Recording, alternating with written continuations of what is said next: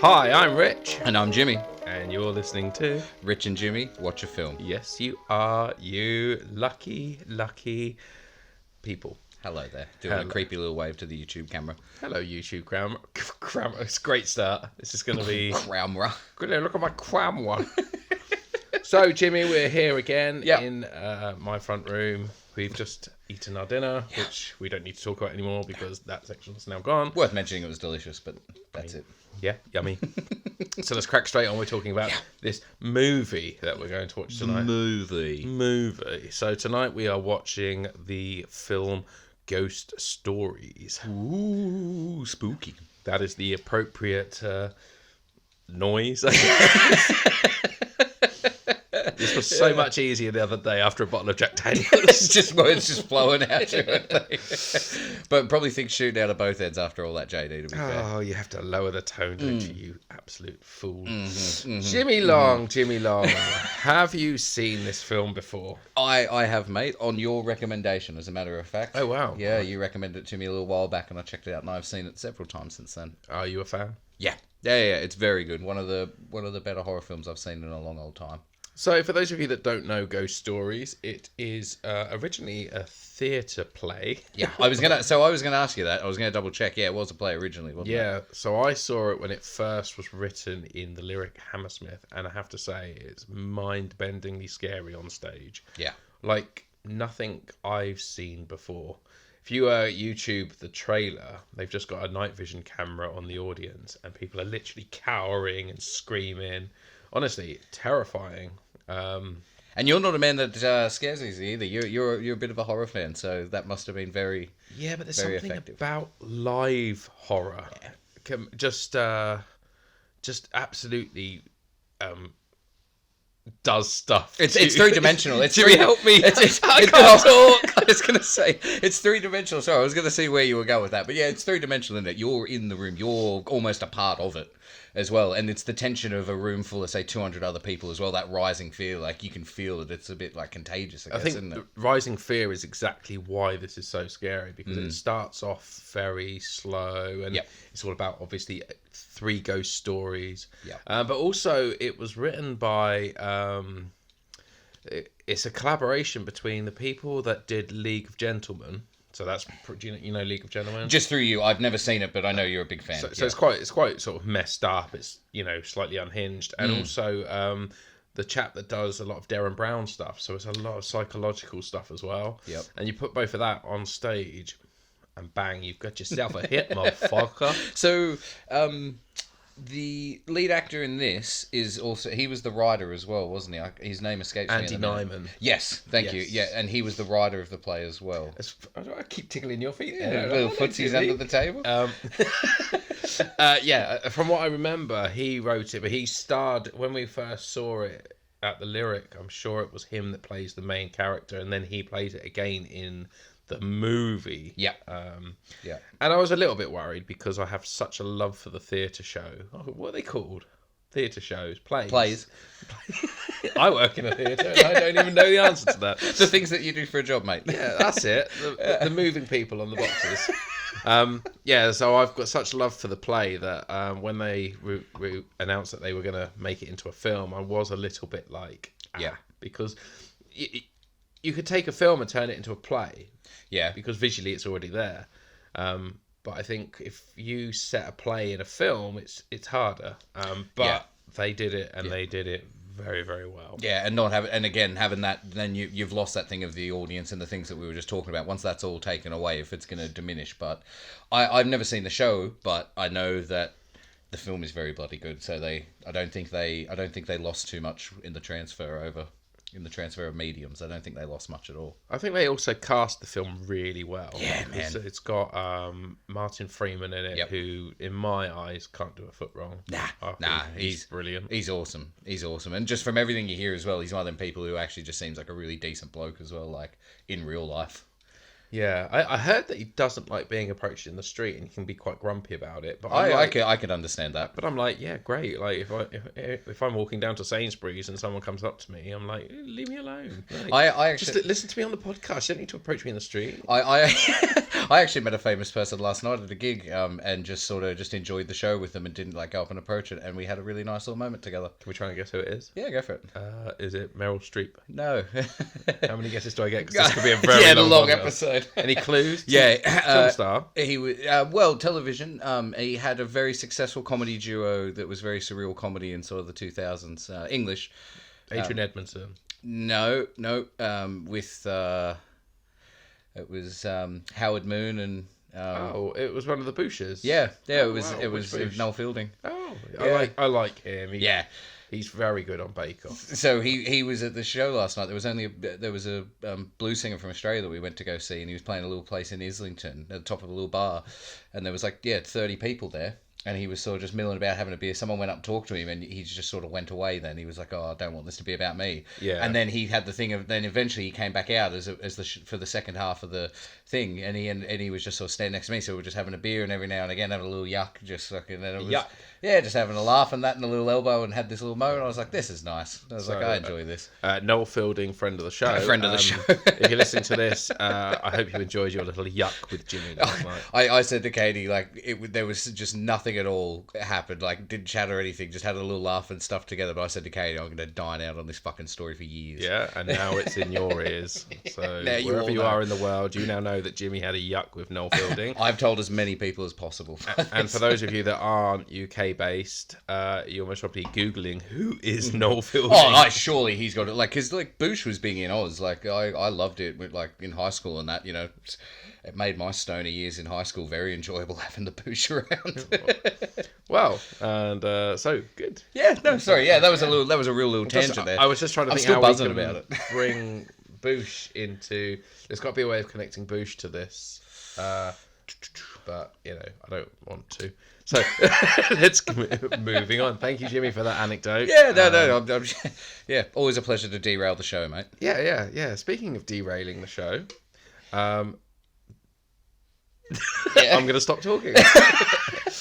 Ghost stories, right? Yeah. We're getting back on track. Ghost Yeah, stories. we're back. So it's got Mike Freeman. That's Yep, how we got onto that's that. how we went It's off got there. Paul Whitehouse. Are you a fan of Paul Whitehouse? Do you know Paul Whitehouse from other things? Paul Whitehouse. Who does he play in the? He's the security guard. Right. So no, I don't. And he was. I was going to bring him up and point him out as a member of the cast because I think he. So it's Paul Whitehouse is his name. Yeah. Sorry, pardon me. He is fantastic in this. He is really, really good. So he is like a British treasure. Okay. He was, he's very, very funny man. Mainly does comedy sketch shows. You ever seen The Fast Show? Most probably No. not. If you don't know, you would know Paul Whitehouse. So seeing him in this role, I think, is another reason why it's so unnerving because he's such a beautiful man. If anyone doesn't know who Paul Whitehouse is and want to be introduced to how beautiful he is, get onto BBC iPlayer and watch Mortimer and Whitehouse Go Fishing. It's just honestly Nice. There's no better telly. It's just beautiful. It's just beautiful. So yeah, seeing him in a horror role, Yeah. and he's vulnerable in it as well. That's what I was gonna say. He is so sensational because he's a hard man. He's a proper London geezer. Takes no shit in this pub when you first introduce him. Then through a series of flashbacks, you see what happened to this guy. And again, he's still hard man. Thinks people are fucking with him, but just slowly, it's just chipping away at him. All these things going on, and like you say, that vulnerability comes through, and he's just fantastic. Absolutely fantastic. So, and the third and final story has a chap called Alex Lowther in it, who is an incredible actor, a young man. He's been in a few things, like there's a TV show that he was in called End of the Fucking World. Yep. So I've been trying to remember what else I know him from. I didn't Google him or anything on the bus over, which I probably could have, but I've definitely seen him in tons of other stuff as well. Like you say, very, very good. He's a bit disturbed, isn't he? He's like his character in the not the man himself. But the thing is, all of the characters are unhinged by different reasons. I think, and those of you that haven't seen the film, there's a massive twist at the end. Yeah, which obviously we're not going to talk about, but Yeah. We won't spoil the twist ending at all on this episode. Like, go and watch the movie for it because it's so fucking good. I kind of want to spoil it. Just to ruin it for everyone. Well, not to ruin it, but it's been out. It's one of these things where it's been out for a long time. Yeah, and... but it's a cult one. I don't think it's one that people have seen. I think there's people who are probably going to maybe listen to this and think, "Oh, I'll check that out." What, you think us talking about it is going to make people want to run off and watch it? Maybe one person. Maybe one person. I would like to think that right. we could recommend it to someone. So I wouldn't want to ruin it. All right, we won't say that at the end. No, I'm not going to say it. All right, we'll stay away from the ending. You've twisted my arm. Mickey Mouse and Goofy and Donald Duck show up and save the day.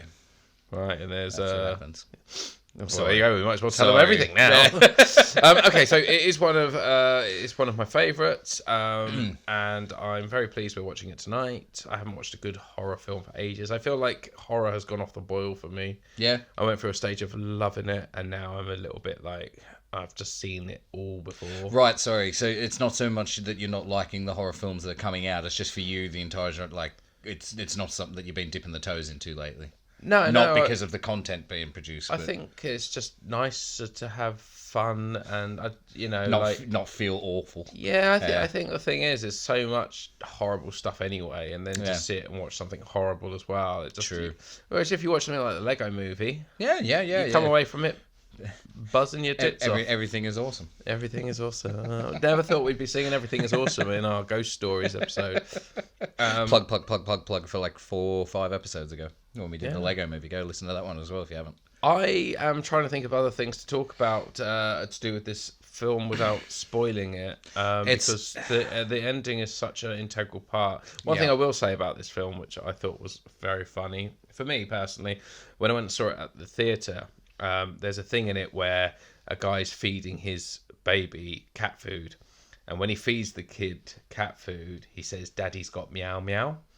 And when I saw it and it first came out, they were selling little pin badges that said "Daddy's got meow meow" on it. Just these, the little ones.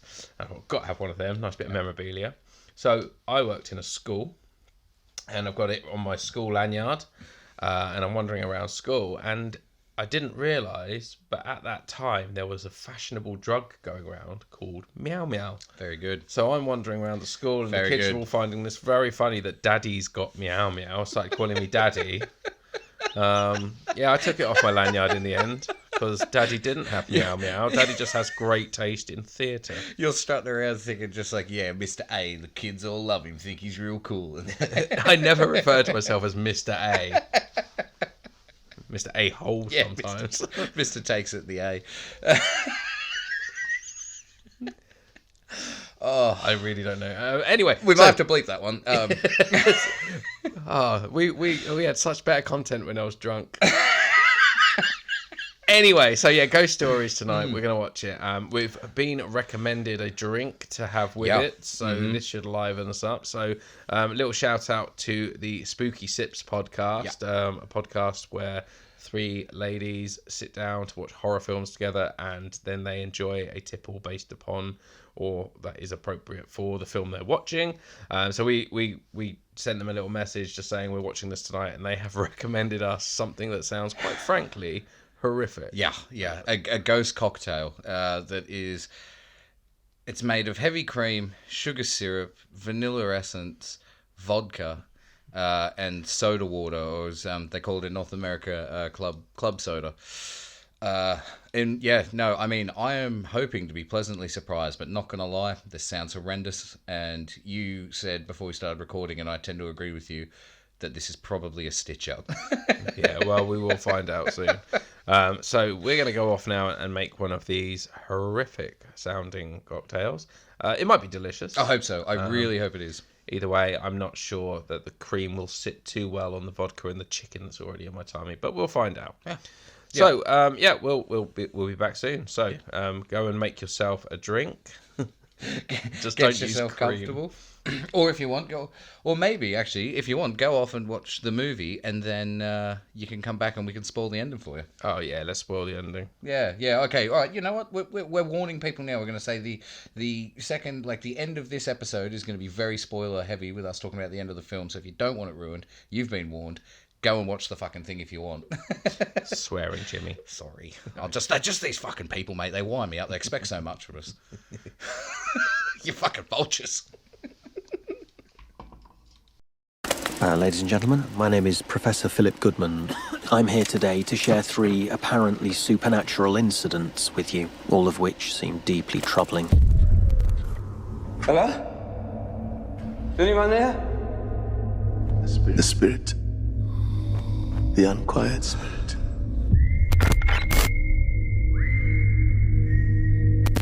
Lights are on and nobody's home. No, you're still there. You don't believe, do you? The brain sees what it wants to see. My job is to try and untangle the truth from the fiction. Maria? Wait. I don't like it.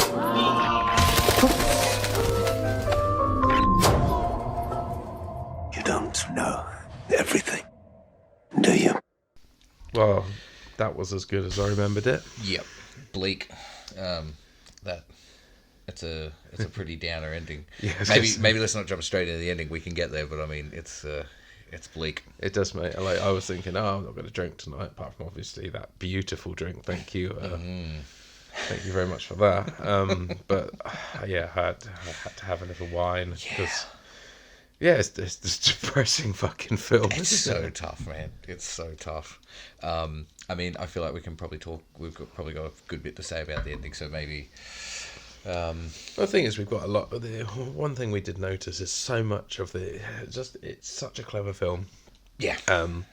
And we could go into loads of detail about it, but this podcast would end up being hours long. Yeah. And to be honest, we'd have to watch it another fucking 10 times, I think, to actually get everything in there. There's so many little things just in the background, isn't there? Like, yeah, I think that's the thing. It's one of those films where you get joy out of watching it again and again, because you do spot new things every time. Yeah. And if we were to tell you what all of them were, Yeah. it would kind of ruin it for you. Totally. That's it.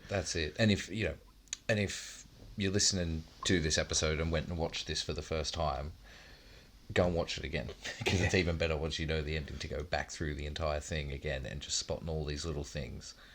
But we, like, maybe just to get it out of the way first, one thing that we didn't like, both of us, as we're watching, that we said is, like, so in the film there's 3 different stories of, like, people's paranormal encounters. They're all very, very tense and very scary until the last 10 to 20 seconds, when you sort of just get shown everything and it kind of just all falls a bit flat. Yeah, I mean, the first one, for example, there's like in a warehouse, and it's all dark, and he's got a torch, and then there's a little girl. I didn't get the relevance of the little girl. Oh, I've got a theory about that, so... Let's go for it then. Yeah, yeah. So let me just a bit of context though.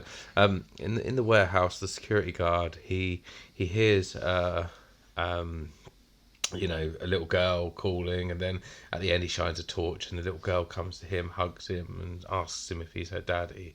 And the only thing that confused me was the fact that when they were chatting in the cafe, and he asked, "Do you have any kids?" Paul Whitehouse gets really angry and goes, "Mind your own fucking business." Mm-hmm. So there must be a story somewhere about that a kid. Yeah, and then it turned out his daughter was catatonic, and she had lock-in syndrome, which is what actually our main character has. Right. The professor. So our main character. So I guess actually we might actually have to talk about the ending for all this to make sense. So basically, okay, spoiler. This is where the spoilers are coming now. So you have been warned thoroughly. Basically, the end of the film, it turns out that this guy, Andy Nyman, the main guy. Yeah, the main character of the film, he is comatose and completely what they call lock-in syndrome, completely trapped in his own body, but his brain's still working in a hospital bed. All in his mind. Yeah, from a failed suicide attempt, and he's being haunted by the horrible thing that happened to him when he was a teenager, where some bullies tricked what would be the word for the kid who they got? Well, I would say... Not troubled. No, he obviously had some kind of special needs. Yeah. I think, they portrayed him as being what would be called simple, but Yeah, I don't think that's what. Yeah, the appropriate term I couldn't these think of the days. word. Yeah, I couldn't think of the word, but like not troubled. But yeah. That's anyway. So they trick this kid to go into a storm drain, into an aqueduct, and he has like an asthma attack or a seizure and dies in there. And Andy Nyman's character didn't do anything to save him, and he's been living with that grief ever since. And Yeah, I think the thing is, like, we could get really into the deep dive on this, and I feel like we should skirt around a lot of it because otherwise this is going to be incredibly long. We'll and it's quite serious content as well. And I Well, just very quickly, when you said about what the connection to the girl was. Oh, yeah. What that was. So this is my little theory, and I will just skirt around the whole thing just very quickly, is that so there's 3 cases that he has to investigate in the film. Each of those are 3 things that are his own personal guilt that are racking him with. So the first part with the little girl is the estrangement that he had from his sister, who was very close, like you see in the family videos, like you see his home movies at the beginning of the film. Yeah. He's very close with his sister. They then something happens with them. I can't remember whether she becomes estranged or what it is, but she's not in his life anymore. So he's alone there with that. Sorry, the reason I went all weird then is because I could hear all this noise, but it's just my wife coming out of the bathroom, and I couldn't work out where the noise was coming from. Sorry, It's Joey, a haunting. carry on. No, it's a haunting. That's what it is. Calling my wife a ghost. So yeah, so the first one with the little girl, and that is the guilt that he has from losing his sister and the contact that he When had do with we her know as a that best his friend. sister's dead, though? I don't even know if she's dead, but she's not around anymore. Right. Like, you don't see her anywhere. Again, this is just a theory as well that I just sort of put together watching it. The second one, so the second story is about a really nervous young kid who has a really hard time with his parents, which you'll also see. He has a really hard time with his dad and his folks, which is something he's also wrestled with the whole time. And this is also when he goes into the house. That's when you see there's a hooded character following him. That's where you see him in a frame for the first time, which is the kid who goes into the storm drain. Right. He then gets attacked by a literal demon in the forest. It's literally him facing up to his demons. And then the third one is a really successful banker who ordered a family and trashed everything.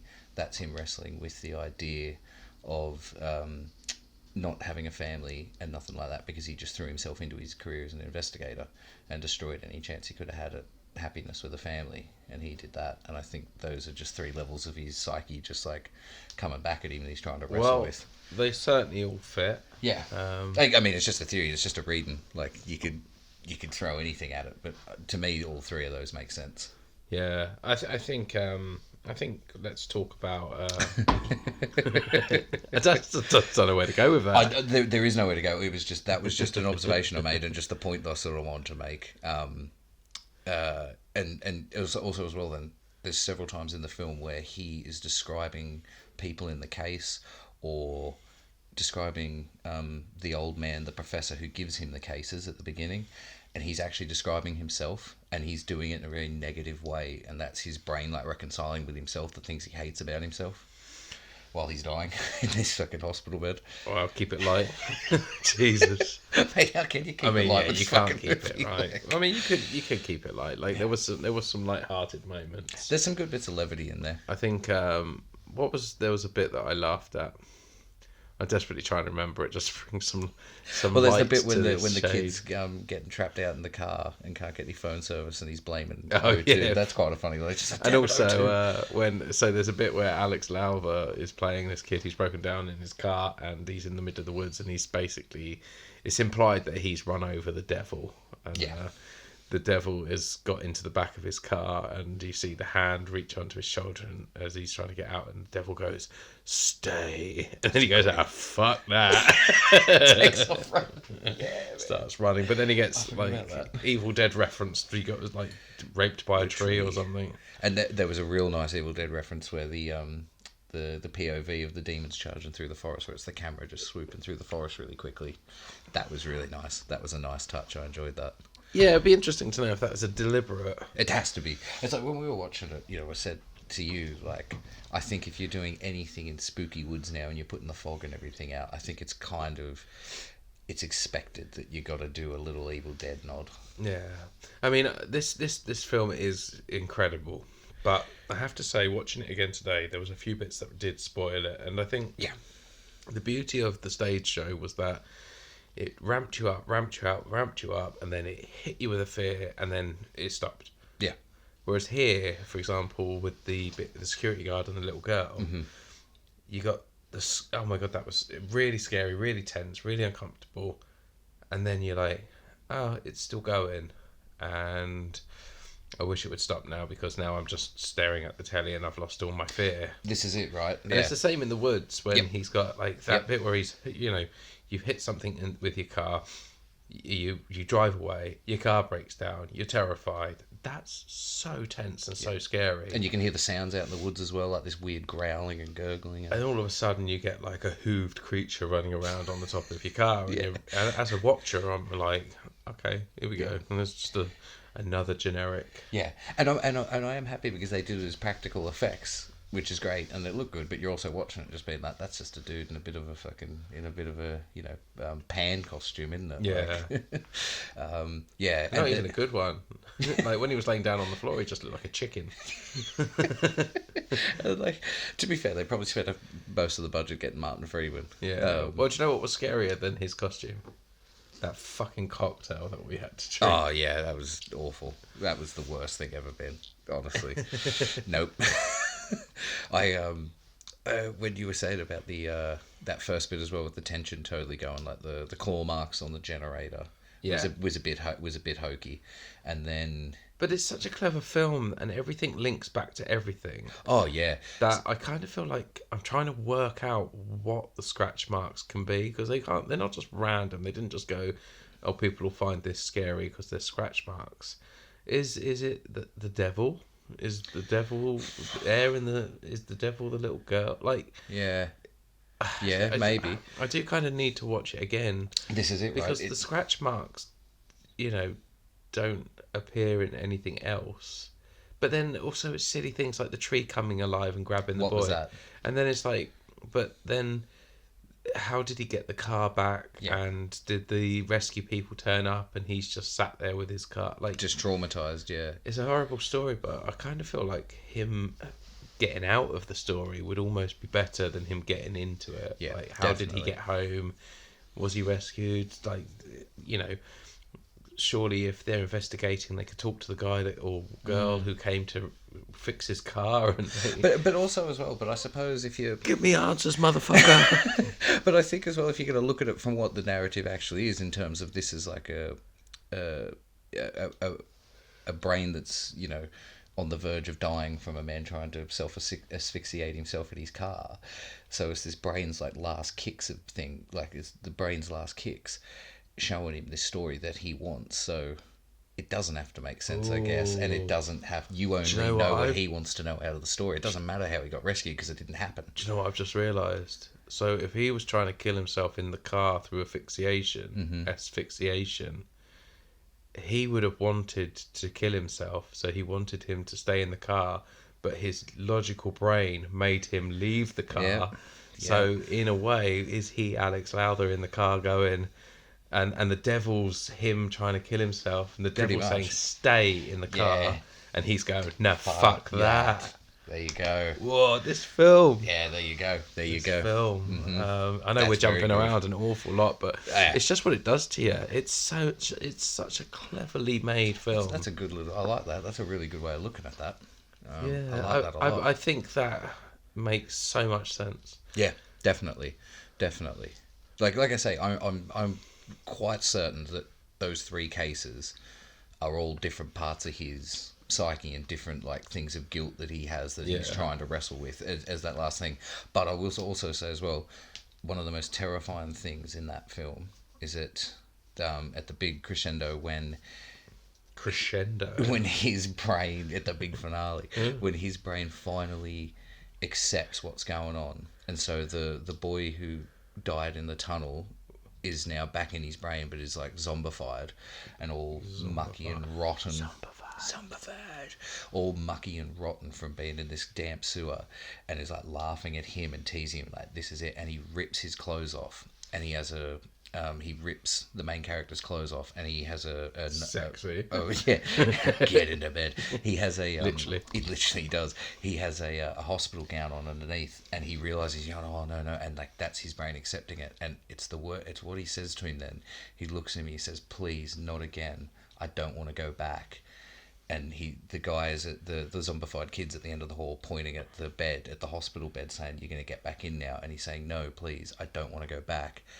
That means that he has been doing this on a constant loop, and he has now remembered again. And he's like, "I don't want to go back because we're going to do this again." So it's just constantly happening over and over again.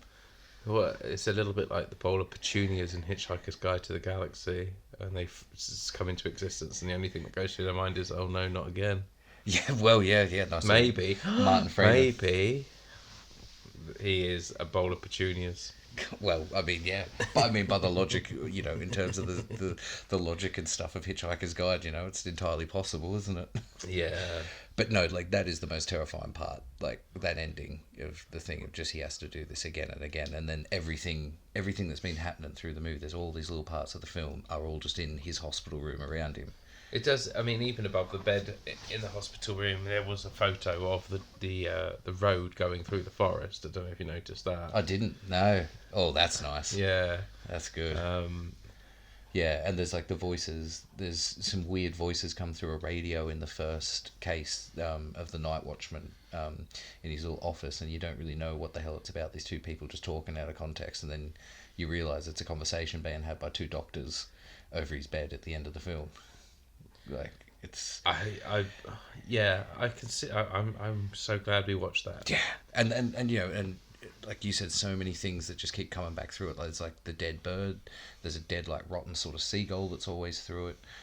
One thing that I noticed tonight for the first time that I mentioned to you several times is like the main character is Jewish, and as far as we're aware, watching it, nobody else is. And several characters, when they're talking to him or around him, use Yiddish or like Hebrew phrases, which they wouldn't do. Like, that's his brain just putting these things in, building this world. Like, it's so clever. It's so clever. Wow. And it's shot beautifully too. I mean, it looks amazing. It's so There's a couple beautifully of shot. moments where they're a little bit ropey with the sort of CGI, but Yeah. We'll let them off that. Absolutely. We'll let them off that for the good entertainment value of such a lovely film. There's a great shot of Martin Freeman at his bar, and there's like... Yeah, you really liked that, didn't you? It was just so beautifully composed, man, of just like... There was 3 big lamps hanging on the ceiling, and then like 5 chairs underneath, and they had the camera perfect level with the bar. He was sitting on the middle seat underneath the middle light, and they just had some flowers and stuff on each side, and he was just sitting there, and they held on that shot for like, 10 seconds of him just having a drink. It wasn't needed, but they obviously composed that shot and went, just let's sit on this. This looks really good. It was a nice one. And there's that beautiful transition as well when he's in the caravan towards the end, and he realizes that nothing's the way it's meant to be because Martin Freeman's character had killed himself 10 minutes ago. All of a sudden, he's back in front of him now, and they do it. Another spoiler there, but to be honest, we should have said it first. Yeah. And, I mean, come on. Everything's exactly as it seems. And they slowly, as the scene's going on between him and Martin Freeman talking, it's extreme close-ups of both their faces jumping back and forth as they talk, but they're slowly pulling the background out of focus, and then when it comes back into focus, it's now just like a matte painting print behind them, but because you haven't clocked it, you still think it's 3D until Martin Freeman turns around and he's like, see, it's all just fake, and he just puts his finger through the wall and just tears it open, like literally his mind breaking. Like, it's amazing. There's the thing is with that, there's the cinematography, like quite often in films you just don't notice it, but with that one, because it's so clever, it's I'm a bit sad that they didn't use Meow Meow in it. Does he not when he's feeding him? When he's feeding Buddy, the baby, the horribly disfigured baby. Well, we assume he's horribly disfigured. Well, yeah, don't we're we? told We don't this. actually see it. Yeah.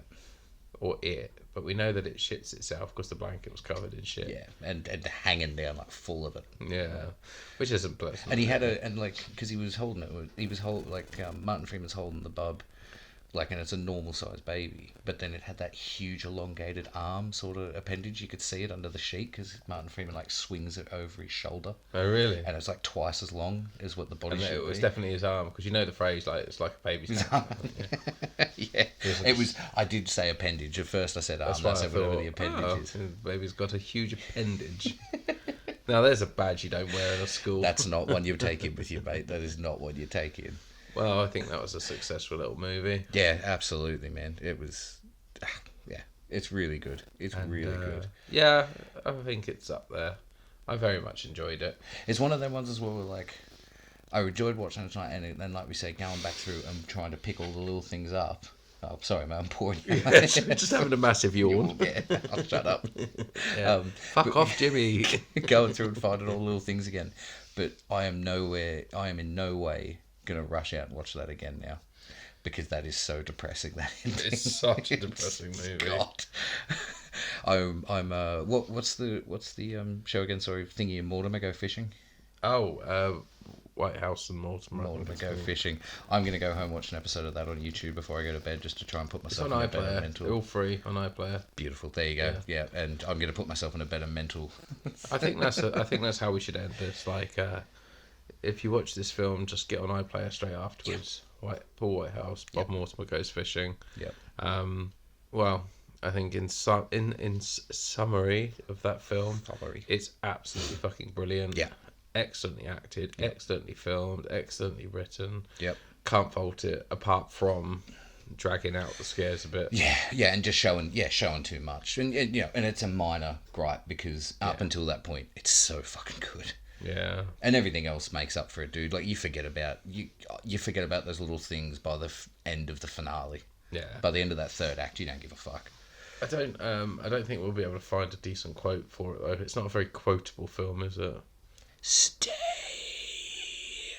It's not. It's more a word than a quote. What about Daddy's Got Yum Yums? Yeah, but they didn't say it in the film, and it's Yum Yums. True.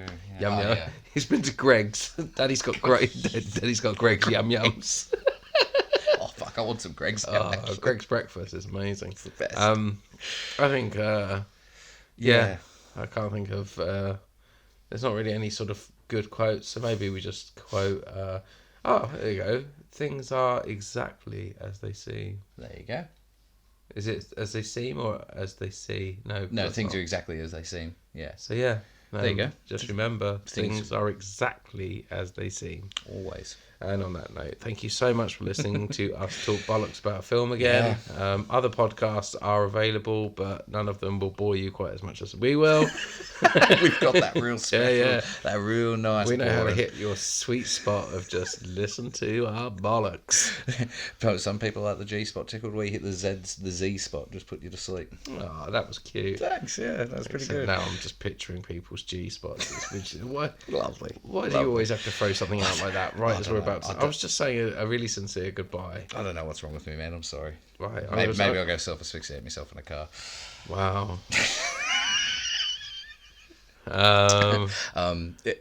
Well, luckily, Jimmy drives an electric car. I drive an electric, so I'm fine. Yeah, so it's all good. I'll have to lend in my keys. On that note, Maybe some hosepipe. No, that's not funny. Thank you so much for dropping in. If you want to follow us on any of our socials, please do. It's all at Rich and Jimmy Facebook, Twitter, Instagram, all the good stuff, and on YouTube now as well. Hello to everyone there. We're waving at the camera if you're listening, and obviously just keep listening. Like, share, review, send it to your friends. Write into your local paper, tell them about it. Anything you can, really, spread the word. And if you do get a chance to tune into Spooky Sips, it might be worth a good little listen. Yeah, they're They've got great. nice voices, good banter, and they like horror films. So And you'll get hopefully some better drink recipes than we did from them. yeah, if they ever recommend you a drink, though, stay well away from it because that shit is foul. Terrible, just the worst. Thank you so much. Bye bye. Bye bye. Big love. Fucking weirdo.